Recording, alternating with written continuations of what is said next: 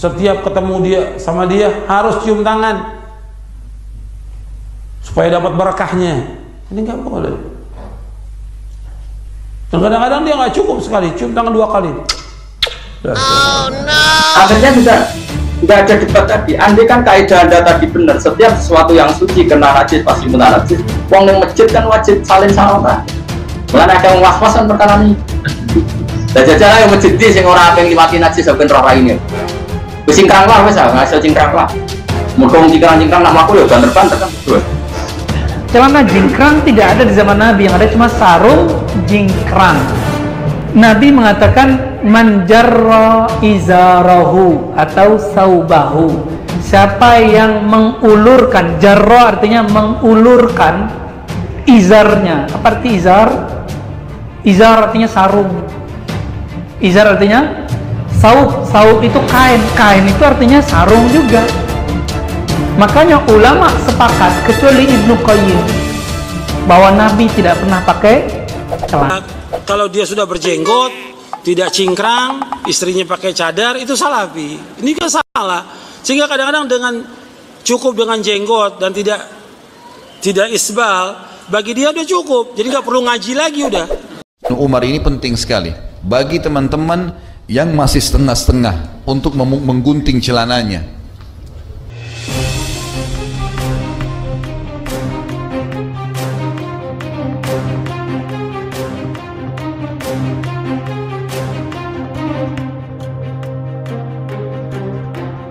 Namun sebelum itu, jangan lupa klik like dan subscribe dulu ya, biar kamu nggak ketinggalan informasi-informasi seputar dunia Islam di Indonesia tercinta kita ini.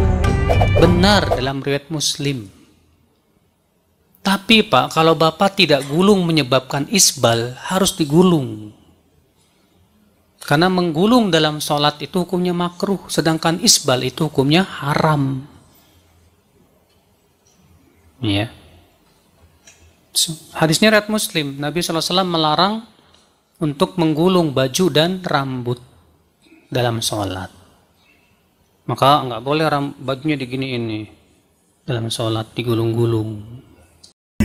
Tidak mengapa kalau ada keperluan untuk isbal, tidak mengapa contoh seorang bekerja di tempat yang harus tertutup mata kakinya, ya, kalau tidak menimbulkan kemudaratan maka tidak mengapa. Karena itu keluar dari hukum asal, karena ada keperluan. Contoh seorang berjalan di hutan, bisa jadi kalau dia tidak memakai kain yang sampai menutup kakinya bisa terkena sesuatu atau ular binatang berbisa atau yang lain, maka tidak mengapa ya. Sekaligus saya sebutkan riwayat Ibnu Umar ini penting sekali bagi teman-teman yang masih setengah-setengah untuk menggunting celananya. Jadi ada orang begitu, dia biarin panjang. Kalau tidak ada ikhwah, dibiarin panjang. Ya, banyak ahlul bidah juga berjenggot pakai hijab ahlul bidah. Dia dari akidah, dari manhajnya. Bagaimana akidahnya? Banyak kalau kita lihat firqah-firqah yang sesat juga berjenggot. Kalau pakai sepatu mata kakinya nggak kelihatan, dosa nggak Ustaz? Enggak apa-apa ya. Setiap ketemu dia sama dia harus cium tangan supaya dapat berkahnya. Ini nggak boleh. Dan kadang-kadang dia nggak cukup sekali, cium tangan 2 kali. 2 kali cium tangannya supaya barokah. Nggak boleh. Dan dia senang kalau ada orang cium tangan kepada dia, senang dikasih begini. Nggak boleh. Dalam Islam nggak boleh. Sama seperti orang, ya, ini sering juga antum salaman ini begini. Ini nggak boleh, biasa aja salaman. Rasulullah SAW ketika bertemu dengan sahabat bertanya, Rasulullah, kalau kita bertemu apakah kita nunduk begini? Tidak, biasa aja. Kalau kita kan biasa sampai nunduk-nunduk begini, nggak boleh. Atau numpang-numpang begini, ya. Ini nggak boleh dalam Islam, tidak boleh.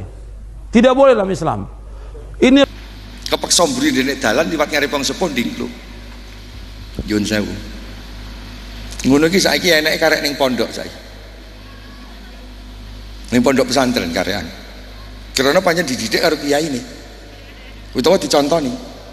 Di luar sana, alah kok ndingkluk. Ngarepe wong sepuh-sepuh ki edah. Wis ra ndek beban blas. Ngono tak komplit sak ngentut. Bret. Rumah saniki wis ndak salah, ra dosa, ngono rumah saniki ya wis alah ngene ya kena dadak. Dilekne ya dalil. Le ngono ki jingkran diduga, mbaya dimpet sik, ditok ning saka kadoan. Ngono ki le jawab enak. Oh alah Pak, zaman kaya ngurusi wong entut, le muni ngono. Wong ki ning jero kene rek tak tokne lara sing ngrasakne ya aku dhewe. Gedene sampe teko rumah sakit sampe ndak melok ngragati, kok dadak melok-melok ngatur. Ngene ora semele kete kaya ngene jenenge. Kapan? Sekarang. Nyapok, zaman sudah berubah.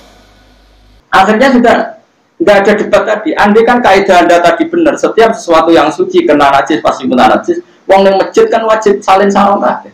Mulane ada was-was kan perkara ini. Lah jajal ayo masjid sing ora pengen mati najis ben roh raine. Wis cingkrang lah wis ngaso cingkrang lah. Muga cingkrang nak mlaku ya banter-banter kan berdua. Celana jingkrang tidak ada di zaman Nabi, yang ada cuma sarung jingkrang. Nabi mengatakan man jarra izarahu atau saubahu. Siapa yang mengulurkan, jarra artinya mengulurkan izarnya. Apa arti izar? Izar artinya sarung. Izar artinya saub. Saub itu kain. Kain itu artinya sarung juga.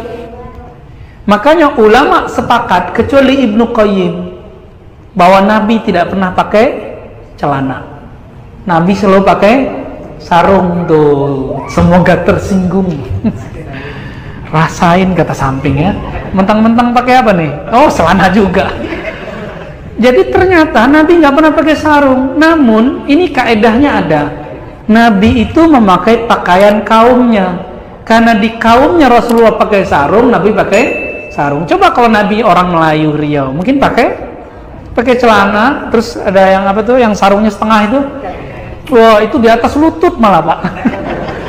Bukan di bawah lutut ya, di atas lutut malah. Di hadisnya memang ada di riwayat Nasai ya, orang yang matahtal ka'bain finnar, yang di bawah mata kaki di neraka. Maka Syekh bin Baz mengatakan, kamu walaupun gak sombong, kalau di bawah mata kaki neraka. Tapi pendapat itu dibantah oleh ulama Yaman, ulama Azhar, ulama Suriah. Guru-guru kita rata-rata ya jingkrang, ada yang jingkrang, ada yang tidak. Bahkan Syekh Sudais itu coba lihat di Mekah, kurang salafi apa beliau? Ya, Syuraim dan beberapa masyayikh, kadang mereka manjang, kadang enggak.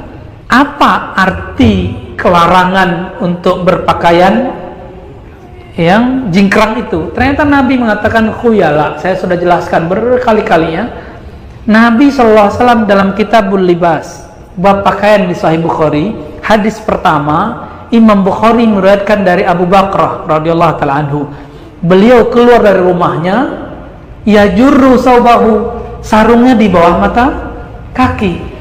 Saat itu terjadi kusuf, matahari gerhana, lalu beliau langsung sholat dan sarungnya di bawah mata kaki. Diterima nggak sholatnya? Yang nggak diterima itu yang khuyala, yang dia berkhayal lagi sholat. Sekarang yang berkhayal bukan yang di bawah mata kaki, yang jingkrang-jingkrang mungkin yang berkhayal. Gua nih pengikut sunnah nih ya. Terbayang begitu nggak lagi sholat? Kalau ya sholatnya nggak diterima.